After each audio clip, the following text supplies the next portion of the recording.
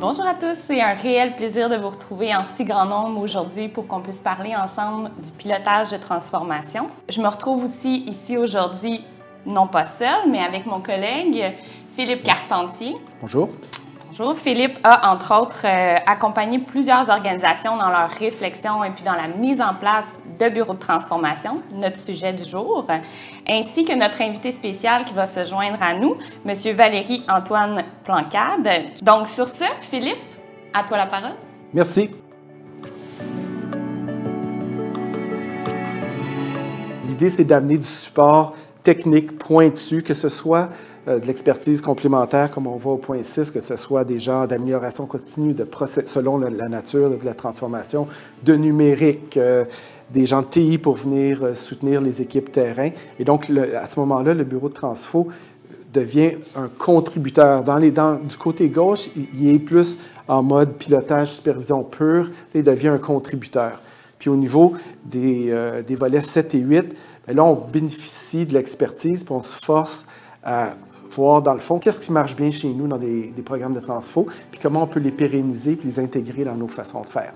Puis après ça, bien, ce qu'on a vu, puis encore là, on va voir avec notre invité tout à l'heure, la portée peut évoluer. On peut intégrer des éléments de stratégie, on peut faire de la conception. Une fois qu'on va avoir épuré notre portefeuille de projets original, bien, on va le nourrir avec le plan stratégique, on va le nourrir avec d'autres initiatives. Puis ces initiatives-là peuvent émerger du bureau de transformation. La notion de soft skill est fondamentale et le premier soft skill ou les premiers soft skills, c'est la capacité à travailler en matriciel, en transversal. Parce que, puis on en a parlé également là, dans le cas avec notre invité, ce qu'on veut éliminer le plus possible, c'est le travail en silo puis des projets qui sont livrés en silo.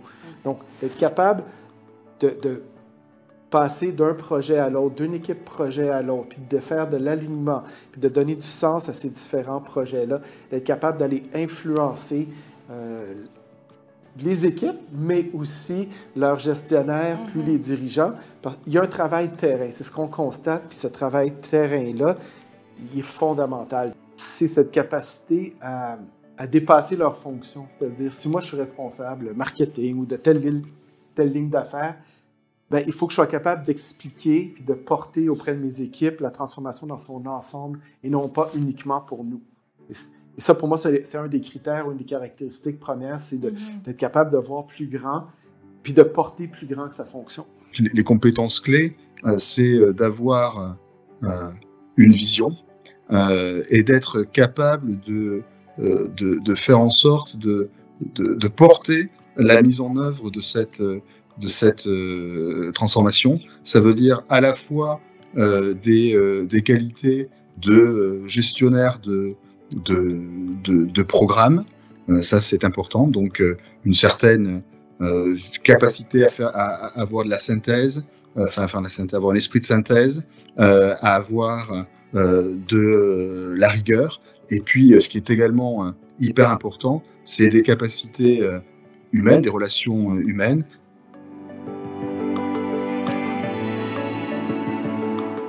C'est les bénéfices qu'on recherche à travers les bureaux de transformation. Puis là, je dis bureau de transformation, ça peut être direction de transformation, direction de l'évolution. L'idée, c'est une entité qui pilote une transformation. Est-ce que d'aller dans un bureau de transformation, c'est un plus pour ta carrière ou c'est un risque pour ta carrière?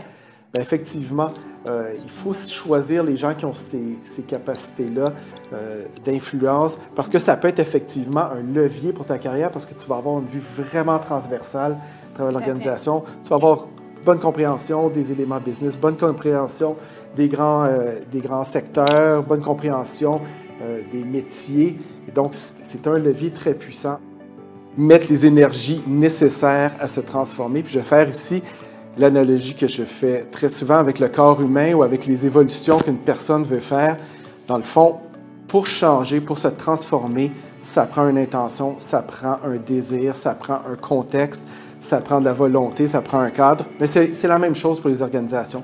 Il y a une force d'inertie dans les organisations qu'on cherche à contrer. Une organisation, normalement, sa fonction, c'est de gérer les opérations, c'est de soigner des patients, c'est de former des étudiants, c'est de livrer une production.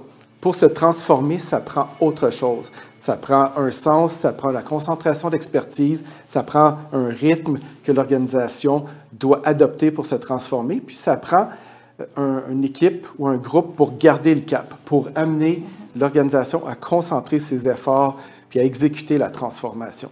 Ça peut paraître relativement simpliste comme concept, ce que je viens de vous présenter, mais c'est fondamental parce que les organisations, puis on le voit, elles vont toujours prioriser les opérations, prioriser la stabilité, c'est normal. Et si on veut se transformer, bien, ça demande une impulsion pour le faire et un système pour le faire.